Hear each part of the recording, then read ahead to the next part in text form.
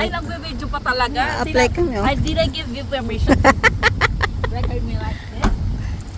Record you in like that. Record. Hala, ang daming examen mo. Dito ko magana. Yung babae na. Sana may babae. Dito ko mag-double pa din naman to. Tayo. Customer service. Nandito na kami sa Department of Transportation Office. So, i-inquire na si Jenica about dun sa learner license niya. Kasi napasa na niya yung kanyang written exam. So, kukuha na tayo ng learner's license para makapag-drive na siya. So, ini-interview lang siya and then meron pinakita ng mga requirements. And then yun, nag-fill up na siya para sa payment. So, abangan natin susunod. We're heading home na. So, tapos na yung pagkuha natin ng learner's license na for Jenica. And December 30 pa daw yung release. Pero, yun nga, anytime pwede na siyang humawak ng manibela. Pero, iaano muna natin siya ng unti-unti. Tuturuan natin ng unti-unti para pagka umupo na siya dito sa front ng manibela natin okay na. So heading down na dito papunta na kami sa bridge tapos uwi na tayo kaya stay tuned, enjoy the view.